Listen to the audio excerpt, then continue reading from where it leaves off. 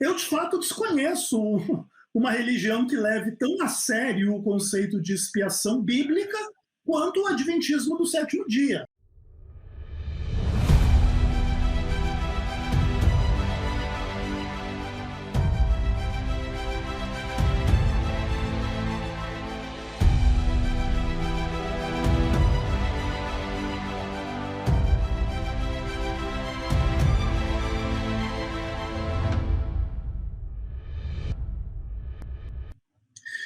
Vamos lá, como é que você entende a expiação, tanto no Antigo quanto no Novo Testamento, de maneira que a visão do juízo investigativo seja herética na sua compreensão? Quais são essas características da expiação, seja no Antigo ou no Novo Testamento, que são negadas ou que são contraditórias às convicções adventistas? A Bíblia ensina uma coisa sobre expiação e o adventismo acredita em uma coisa diferente, contraditória, que nega a palavra de Deus. Em que aspecto, tá? Então, quais seriam os textos bíblicos ou as verdades bíblicas a respeito da expiação, nas quais a igreja adventista não crê, ou as quais a visão adventista do juízo investigativo seja contraditória? Eu pergunto isso porque eu, de fato, desconheço uma religião que leve tão a sério o conceito de expiação bíblica quanto o Adventismo do sétimo dia. Tá? Isso não é um demérito em relação às demais visões cristãs, que também trabalham o tema. Acho que esse é um tema essencial da fé de todo mundo, né? Especialmente aquilo que se relaciona com a própria morte sacrificial, redentora, substitutiva, definitiva, completa de Cristo na cruz. Todavia, é verdade que, à luz da própria tipologia da expiação, a própria redenção, expiação, salvação, etc., purificação, não termina na cruz, uma vez que o mal continua existindo depois da cruz, e o processo de expiação e redenção e purificação, ele continua na Bíblia, inclusive através da pregação do Evangelho, né?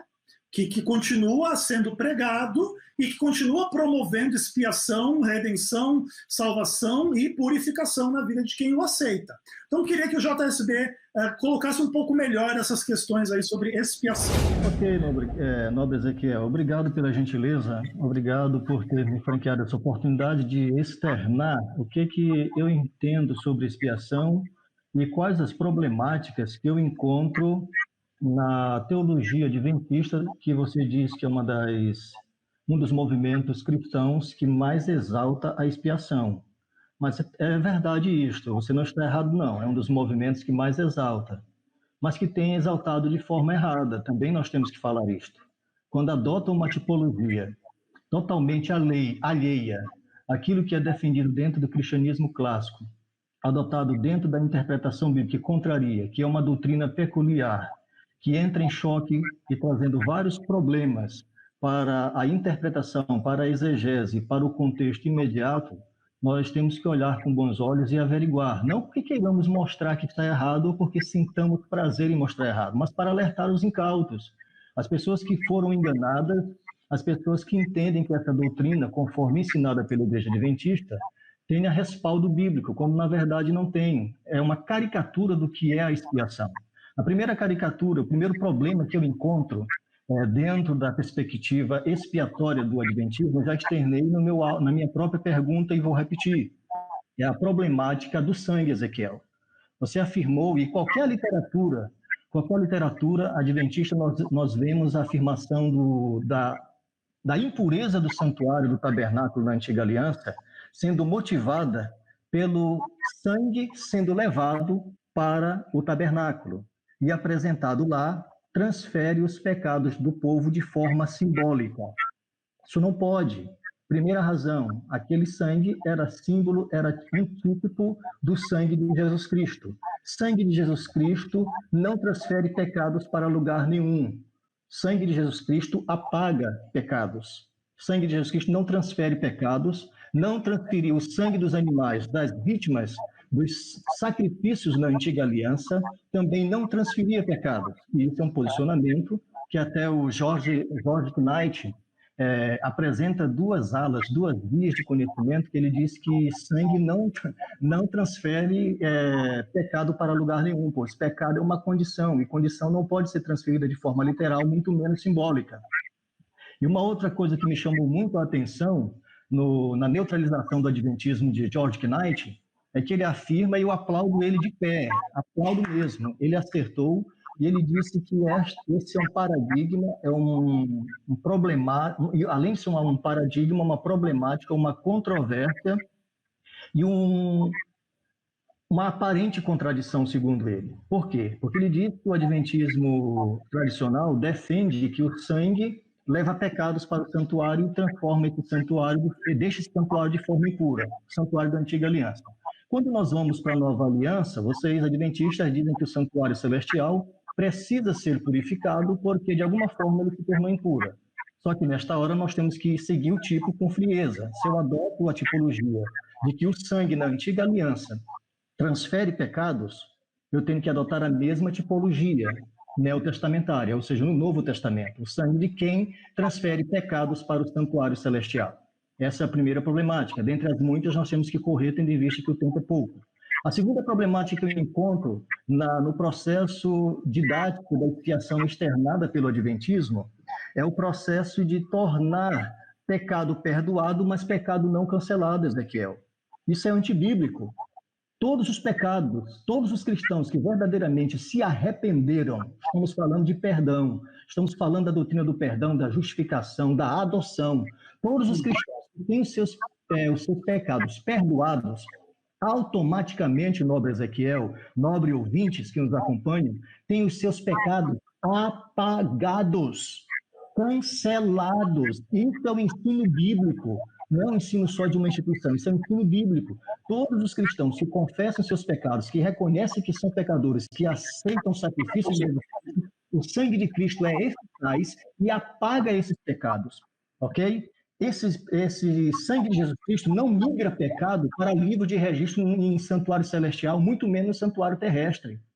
Ok? Então, essa é a segunda problemática. A terceira problemática, o tempo até já se foi, eu vou deixar a terceira problemática dentro da minha explicação, tendo em vista que eu já dei até uma explicação, o Ezequiel me oportunizou explicar. Então, eu não vou queimar cartucho antes da hora. Obrigado. Legal, JSB Ferreira. Muito bom aí, muito bom ouvir você explicar um pouco melhor as suas dificuldades com a visão adventista. Eu acho que elas representam pontos bem comuns assim de criticismo à fé adventista e que vão no âmago de algumas discussões muito legais assim entre os próprios adventistas, né? Você inclusive evocou aí a figura do George Knight, né? Como quem coloca muito bem essas discussões entre os adventistas. Então, primeiro ponto importante de esclarecer é que nenhum desses pontos trazidos por você deixou de ser extensamente discutido entre os adventistas do sétimo dia, tá? Tanto em relação a cancelamento, perdão, apagamento dos pecados, ou quanto à relação da contaminação ou purificação do santuário através de sangue, tá? Então vamos tentar entender um pouco algumas dessas coisas aí para esclarecer os ouvintes. Primeiro de tudo, a ideia de que o santuário celestial ou o santuário terrestre eram contaminados a despeito do derramamento do sangue, ou através do derramamento do sangue, é uma convicção que representa um monte de coisas importantes, tá? Então, veja lá, você tem o livro de Levítico, quando a Bíblia fala assim, que o fulano de tal ia lá, derramava o sangue do animal e era feita a expiação do pecado, e o seu pecado era perdoado. Você tem isso praticamente nos primeiros capítulos inteiros de Levítico, isso sendo repetido, né? Poderíamos usar aqui, por exemplo, Levítico 4, verso 26. Assim o sacerdote fará expiação por ele no tocante ao seu pecado, e este lhe será perdoado. Então isso acontecia naturalmente no ritual diário, dia a dia, após dia, repetidamente, constantemente, lá no santuário. Todavia, chega em Levítico 16, ainda tem que fazer expiação de novo. E aí surge um pouco dessas perguntas, tá? A primeira expiação não foi suficiente?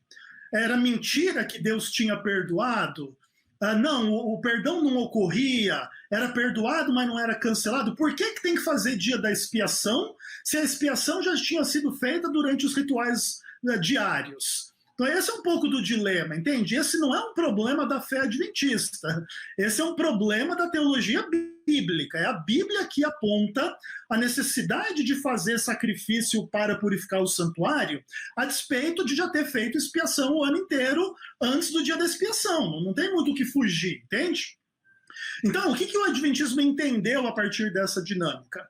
Que quando o pecador matava o cordeiro, derramava o sangue do cordeiro, e esse sangue era levado para dentro do santuário, e depois o santuário tinha que ser purificado no dia da expiação, então, de alguma forma, esse pecado do pecador entra no santuário, por isso depois o santuário tem que ser purificado. É claro que essa é uma convicção que pode ser discutida, que pode ser escrutinada, se ela é correta ou não, quais são as implicações disso. Mas a visão adventista é exatamente essa. E qual é a implicação disso para o Novo Testamento e a Nova Aliança? Todos os pecados que demandaram a morte de Cristo, eles contaminam o santuário celestial. E segundo Hebreus 9, 23, o santuário celestial é purificado com um sacrifício superior aos sacrifícios dos animais, que é o próprio sacrifício de Cristo. Então, nesse caso, o que acontece? O sangue de Cristo, ele acaba se tornando, de alguma forma, o veículo da purificação do santuário celestial, dos pecados que demandaram o derramamento do sangue dele. Não é assim que o sangue de Cristo é o contaminador, então o sangue de Cristo ele não purifica, ele contamina. Não, não é exatamente isso. A ideia é que o pecado que demandou o derramamento do sangue contamina o santuário e o sangue de Cristo deve purificá-lo, tá bom? Existem vários argumentos bíblicos que podem ser trazidos para corroborar um pouco dessa ideia. Lembra que, por exemplo, assim, o derramamento do sangue em Israel tornava a terra impura. Quando você derramava lá o sangue, um assassinato, etc., o que demonstra que o derramamento do sangue não era só veículo de purificação, era também veículo de contaminação, tá bom? Porque ele é o sinônimo do crime, ele é o sinônimo do pecado, tanto que aí era em função disso que vinha lá o vingador do sangue, que poderia matar o assassino, que daí tinha que fugir para as cidades de refúgio, tá? Então é isso. E a questão aí, não consegui comentar a questão do pecado perdoado ou não cancelado, posso tentar comentar um pouco adiante também.